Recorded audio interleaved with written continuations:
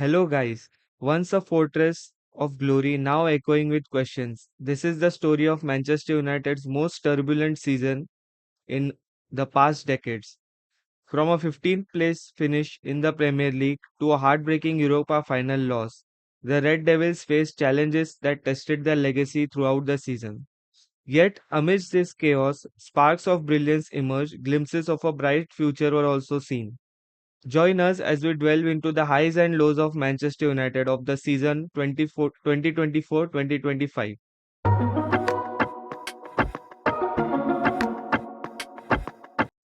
Hello guys, my name is Mohit and welcome back to our channel Dudes Banter. So this is one of those videos where I try to make the content regarding Manchester United's current season. I know I haven't been doing it regularly, but as of late or throughout the season, but I have made videos summarizing the games that I've missed. But yeah, coming back to this video, we'll be discussing the 2024-2025 season for Manchester United. This season was filled with a lot of things. It was pain, sorrow, defeats, more than joy and victories. There were a lot of managerial changes as well. You can check out our previous videos. I have posted it on the channel. So you'll get to know the managerial changes that happened. Also, there were some ownership changes as well, which happened at the start of the season. And there were a lot of things going on throughout the season, be it inside the club or outside the club or around the club. So, on basis of that, I have divided this video into three parts. The first part will be the Premier League, the second will be the FA Cup and Carabao Cup campaigns, and the third one will be the Europa League campaign. So, do watch the video till the end. So, yeah, this video will be a summary of all the campaigns which United has played. If you want a detailed video, I have uploaded several videos on the channel, so you guys can go and check it out. So, starting with the Premier League, it was a very depressing campaign for us, as we know that we didn't perform as well as what was expected from us, what we saw in the previous couple of seasons. But yes, there were a lot of things going on as well within the club. There were a lot of chopping and changing going on. The season started with Ten Hag at the realm of Manchester United. Then he was sacked after the first 9 games because we had 3 wins in 9 games in the first three games or 9 games of the season, and Ten Hag was sacked. After that, Van Nistelrooy took charge of Manchester United as an interim manager. He was unbeaten, 3 wins and 1 draw for him. Then the much awaited appointment of Ruben Amorim, who was linked with United from a pretty, what you can say, a good amount of time he was linked with Manchester United ever since Eric Ten Hag was supposed to be sacked and was sacked. So since then he was strongly linked to the club. There were some moments during his appointment that Ruben Amorim was actually interested in Manchester United project, but he wanted to join after the season or in January window if I'm not wrong. You guys can mention it in the comments and let me know if I'm wrong about this. But he didn't want to join Manchester United mid-season. He wanted to join as a fresh start to the new season, but the club insisted in him to join, and he did join in the middle of the season. I think it was in October, November, October something. So that was the moment he joined Manchester United, but nothing changed. We'll come back to that. So yeah, a very depressing campaign to be fair, with a lot of things happening around as I mentioned, and yet we managed to end the season with a 2-0 victory over Villa at home. I know many of you will say that it was a controversial victory or whatnot, but a win is a win, and United ended the campaign with a win. There were some wholesome moments as well in that final game. We saw Christian Eriksen getting the penalty. It was Bruno who was supposed to take it, but he gave it to Christian Eriksen because it was his last game for as a Manchester United player. Then we saw a farewell for Victor Lindelof as well, and as Johnny Evans as well. So three players were given farewells in front of the crowd at the end of the season, the last game of the season. And after that, Ruben Amorim gave a good speech saying that there were a lot of expectations on him when he was appointed as the manager. He had told the fans that good things will be coming to the club, but it did not happen, and he admitted to the poor season which we had, the poor performances which we had. But he has assured the United fans that the next season we will start very strongly and will be in a good contention, in a good position in the next season. So he has promised that to the fans. So yeah, coming back to this season, we finished the league in 15th position, making it officially the worst season for Manchester United in the Premier League era. I know United were once relegated sometime, I think 50 years ago in the 73-74 season, but that was a very long time ago, and I hope we won't find our team in such a situation in the upcoming season. So Amorim has assured us that we will be in a good position next year. So officially, makes the worst season for United, finishing 15th in the league. We were loitering around that 15 to 17 position for a very long time. I think most of the period of this season, along with Tottenham, who were there with us, West Ham was there. So these three teams were there battling it out near the relegation zone. But United was safe from relegation, and it did not happen. There are a lot of good performances as well for United in this season, and we saw a lot of players coming back, getting injured. There were a lot of news, there were a lot of injuries, consistent injuries. There were players who were ruled out of the season. There were players who made a comeback into the season after getting injured. Then we saw some young talent as well coming in. We saw some players like Rashford, Sancho, and Anthony going out on loans to other clubs and doing well. Anthony especially is doing really well at Real Betis, and Rashford and Sancho had some decent spells at Chelsea and at Aston Villa and Chelsea respectively. But Rashford and Sancho eventually found themselves on the bench later on. But Anthony was really instrumental in Real Betis' good season, and they will be playing in the Conference League final.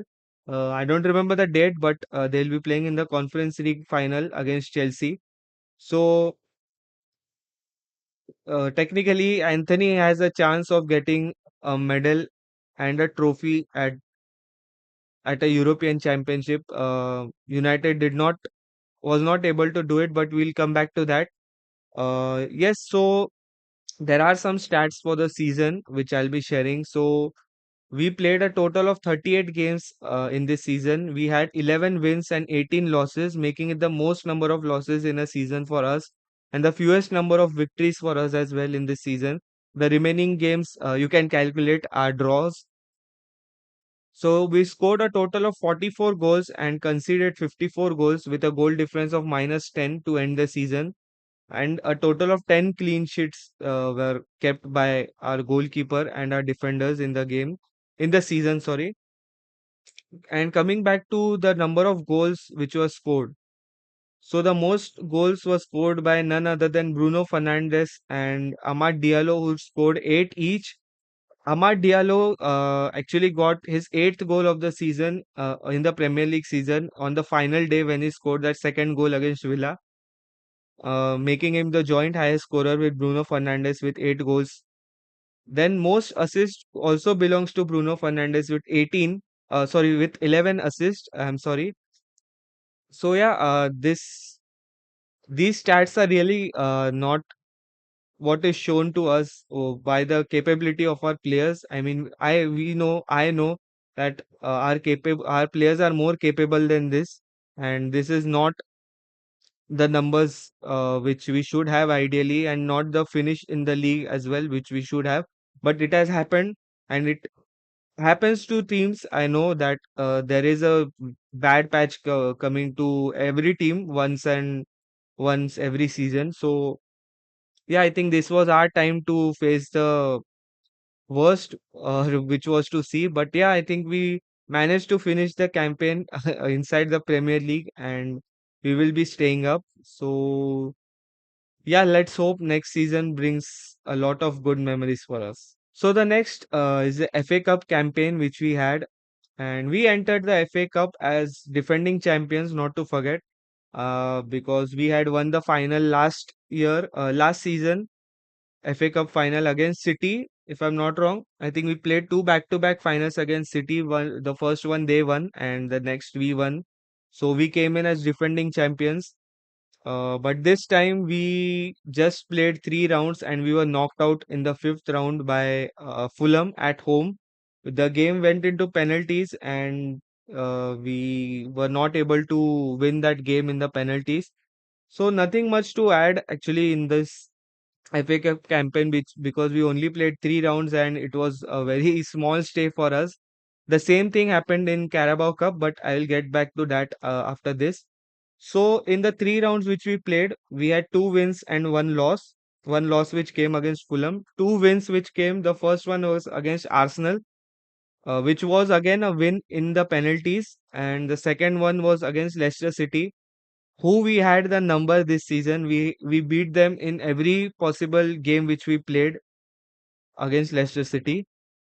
So a total of four goals were scored and three were conceded, and zero clean sheets for us in this FA Cup. And again, talking about the player contributions, so Bruno Fernandes with two goals is the highest goal scorer for us. Out of the four goals which he scored, two were scored by him, and the most assists which were given were by three players. That is Bruno, Dalo, and Garnacho with one each. So yeah, that was officially the stats of the FA Cup campaign. And there were no clean sheets actually because we conceded three goals. Uh, Two games ended in 1-1, and one game which was against Leicester City. We won the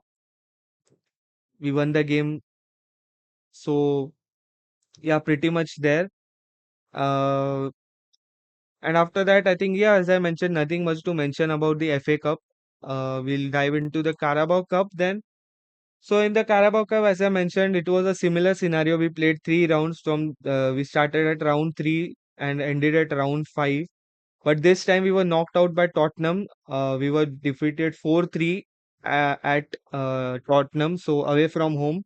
And that was a very funny game or very different type of a game because the game was riddled with goalkeeper mistakes because Baindir was the keeper for us. I remember, if I remember correctly, he messed up a couple of goals, and after that, the Tottenham goalkeeper, I think it was Foster, who also messed up the three goals. So pretty much goalkeeper errors and defensive mistakes cost that game, and that has been that kind of season for both Tottenham and Manchester United in the domestic scenario. But yeah, we got past that, and again, similar stats in this, two wins and one loss in the three rounds which we played. But this time we scored 15 goals and conceded six. So, and we had one clean sheet, if I'm not wrong. It was against Barnsley where we won 7-0. That was the first game of our Carabao Cup campaign. So yeah, after that, again we beat Leicester City and we were defeated by Tottenham later on. But if you look at the Carabao Cup campaign, Garnacho was the best player for us with three goals and three assists for his name. He was the best player for us in Carabao Cup. But yeah, if you see, two names have been common, that is Bruno and Garnacho so far, and Diallo. So these three were the standout players actually for United in this season. Especially in the domestic campaign, it was Garnacho in the Carabao Cup who just took away, and in the FA Cup as well. But when it came to the Premier League, it was a totally different scenario. I mean, he struggled a lot. He had some patches where he was playing good, but most of the times he was not there up to the standard. Diallo was the standout player for us because for some reason Eric Ten Hag had completely ignored him, but ever since Ruud van Nistelrooy came into the management, he gave Amad Diallo the starts in place of Anthony because Anthony was more preferred by Eric Ten Hag and he played Anthony over Diallo. But when it came to Amorim and Ruud van Nistelrooy, the strategy switched and Diallo was getting the start and Anthony just went onto the bench later on, and later on he was out on loan. So yeah, that was the story overall of our squad. what happened around the domestic scenario as well as the team. So, yeah, with that, I think we have ended the domestic campaigns. So, now coming back to the most disheartening part of this season, that is the Europa League, because we had only one thing to play for this season, that was the Europa League trophy. And I think we last won the Europa League in 2015-2016 season, and it has been quite a while now since we won the Europa League. So yeah, we started the Europa League as favorites to win the title, and we were unbeaten throughout the tournament up until the final, that is the group stages. We had wins and draws in the quarterfinals, in the round of 16s, in the semi-finals. Especially we guys remember the Lyon game, right? The second leg of the Lyon game. Lyon, Man United Lyon tie in the quarterfinals. That was a very special game for us, and it will be remembered by the fans for a long, long time. And this season will be remembered. This Europa League campaign will be remembered. But unfortunately, we were defeated by another struggling team, that is Tottenham. We were beaten 1-0 in the final, and they completely outplayed us, to be fair. But the stats were totally different, that we were dominating in that game, even though we had a higher XG and higher rate of possession, more shots on target, more shots on the Tottenham goal, but eventually we were not able to score. We were even not able to put the ball into the net for an offside call as well. So yeah, nothing went right for us on that one day. And if you are a cricket fan, if you must have watched the Indian cricket team in the 2023 ICC Cricket World Cup, you might know what I'm talking about, because in that tournament as well, India went on to the final. On up till the final, we were unbeaten. We dominated the whole tournament, but in the final, Australia completely outplayed India in that game, and eventually the chance of winning that Cricket World Cup after after 12 years was completely done for.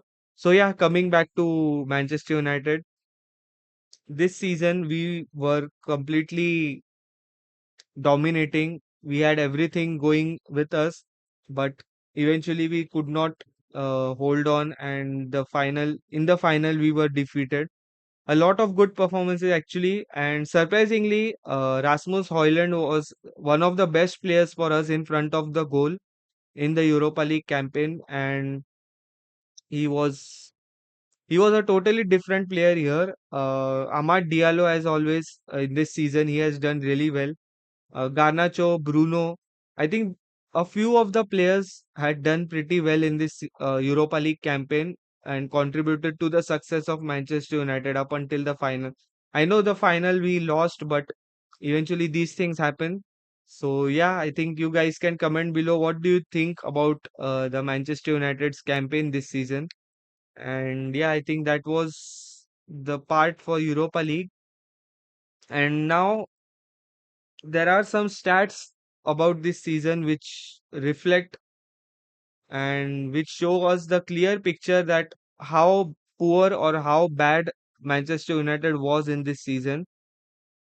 So the first stat which is there is that this Premier League campaign which we had, the number of points which we got, that is 42 points in 38 games this season, is the lowest ever Premier League points tally for United. The previous lowest was in the 2021-22 season, where Ronaldo, which was known as the Ronaldo comeback season, where we had 58 points in 38 games and we finished seventh in that season. So yeah, that is one of the stats. The other stats are that United's Old Trafford woes, that is 9 home defeats at home, and we actually avoided a 10th defeat against Villa, but we eventually went on to win that game and keep a clean sheet as well. And Onana was not playing that game; it was Bainde, so he got a clean sheet at the final game of the season. Also, in terms of number of goals scored, United scored just 23 goals at home out of the 44 goals, and only the three relegated clubs, that is Leicester, Southampton, and Ipswich, have scored fewer than 23 at home. So you guys can now understand what is the current scenario of the Manchester United squad right now. So yeah, make of that what you will, and just look at the shocking numbers. So, another stat is that United have been United have worsened, you can say, if it is the right word, under Ruben Amorim in this season, because when Eric Ten Hag departed, United were 14th in the points table with 3 wins in 9 opening games, as I mentioned at the start of of the Premier League part. Then we ended the season on 15th. So we were just there in the 14th to 17th slots. We were just playing it in that slot, and eventually we ended the campaign at 15th. Under Amorim, we just won 7 games out of the 27 he managed. So that is a total of 21 points, 21 points. Sorry about my math. That is approx 1 point per game and a 25.9% win percentage. So you can now relate to the stats about how poor that was. So keeping that in mind, we finished 15th. So I don't know what to say. And again, another stat which is concerning, which I also highlighted at the start of the video, that United scored 44 goals. That is worse than the 25-20, which is worse than the 2015-16 season where we scored just 49 goals, which was the season under Louis Van Gaal. Van Gaal, yes. And we conceded a total of 54 goals, which is the joint third worst defensive record in the season. So make of these numbers what you will, and this totally reflects the quality of the season which we had. And I don't know what to say, but eventually we managed to stay. We managed to stay in the Premier League because there were concerns that we might get relegated. Tottenham eventually finished 17th, just above the relegation zone. United finished 15th, courtesy of the victory over Villa, and Tottenham lost to Brighton on the final day. So that meant that United leapfrog from 17. We started the that game on 17th position, and we finished on 15th, above Wolves, West Ham, and Tottenham. So yeah, that's the season for us. And if you have watched this far, thank you guys for watching, and I'll see you guys in the next one. I have a couple of videos coming up.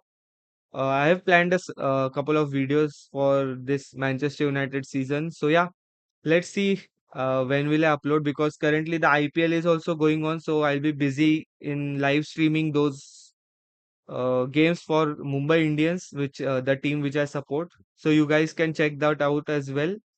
Do not forget to like, share, comment, and subscribe, and press the bell icon with after pressing subscribe, and keep the notifications to all, so you will get all the notifications of a video shorts or a live stream which will be starting. So yeah, thank you guys for watching, and see you until next time.